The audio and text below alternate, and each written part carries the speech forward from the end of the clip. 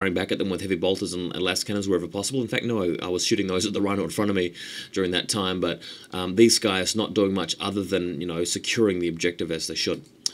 Next image, land speeders being illuminated by my little torch spotlight here, and cracking off some more shots, no pun intended, at the land raiders, the rhinos, but generally not having a big impact on the game because their shots are generally not doing any damage there. And in the next photo, the rhino that was transporting the berserkers has been blown up. I can't remember what I managed to get this in the end, possibly the land speeders, possibly some sort of melter gun hit, but at any rate, they are spewing out of the rhino and into the crater. Fearless, luckily, so not failing any pinning checks, but hopefully I'll be able to move them in and cause some carnage shortly. So next photo, this is the second or third or final round of the combat featuring Ezekiel. And determined that is thrash all of the veterans and remaining Dark Angels in the building. Zufar and Ezekiel attack each other at the same initiative, not in this photo, of course, after they've followed up and come into base contact, that is.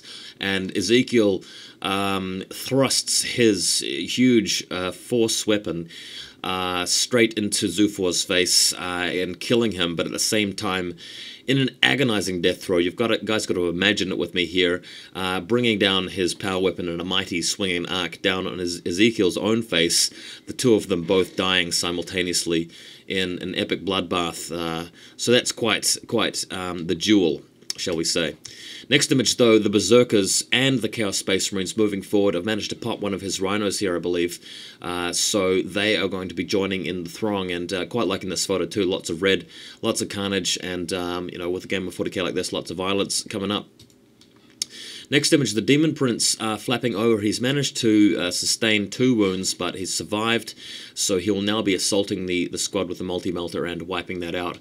Plan is to continue to kill Marines here and to get the objective, but he's going to have to pass a lot of armor saves in the process.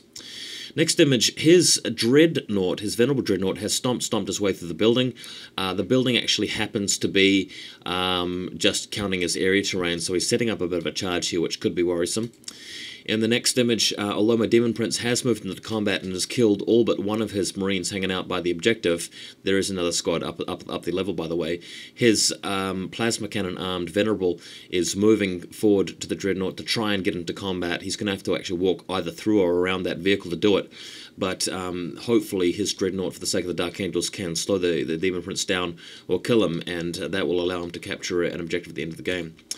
So next photo, he tries to tank shock me with another of his rhinos, but my aspiring champion, for those of you who are interested, his name is Kuros Demonspire, chooses to do the heroic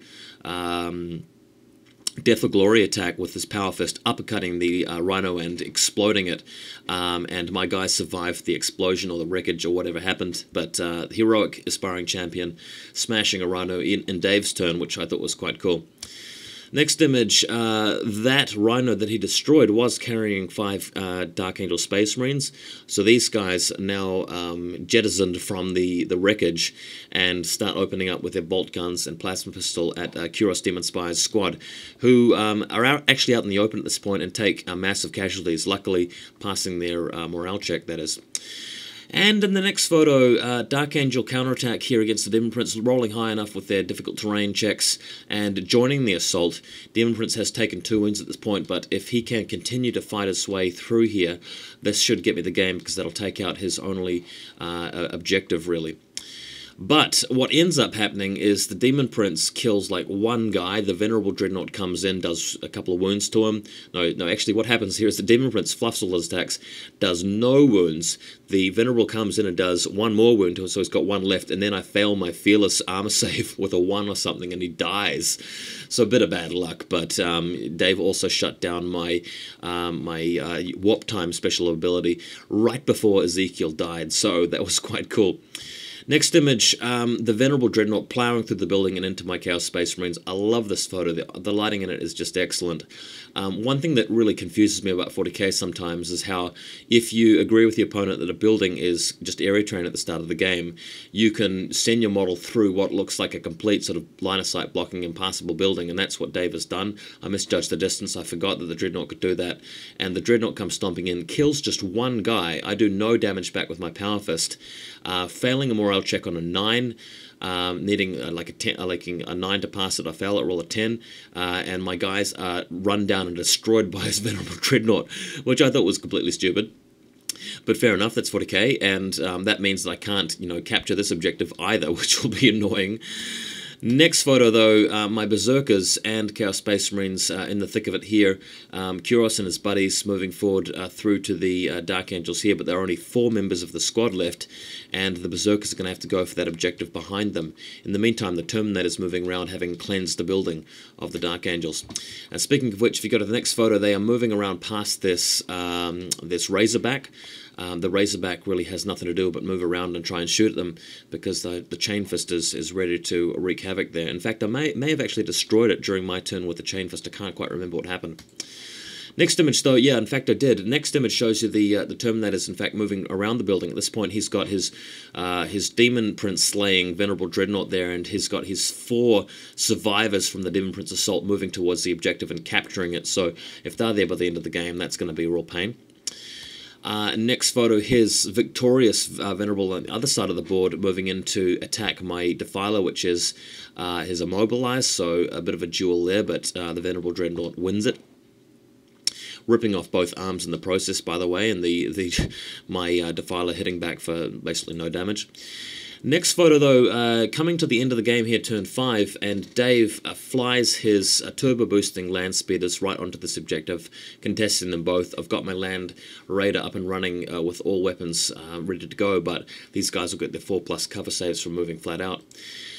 So next image, my Terminator's again moving around. He's got another Rhino here, which he's tried to put into position to contest the objective next turn as well, if he can manage it.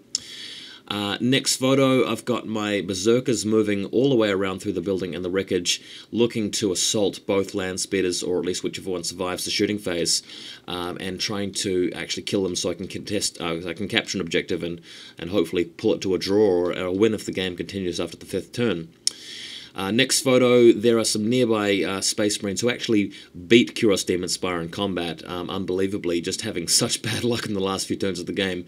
So I open up on them with my Obliterators, killing all but 2 of them, I think, with the Plasma Cannons. Can't quite remember what happened there, but he went to ground, so I'm in no danger of them contesting or capturing objectives next turn. In this this next photo, the Terminators move around, shooting at the Dark Angels with their Twin-Link Bolters, and he loses one but passes his morale check, so I couldn't stop him from contesting and controlling that objective either.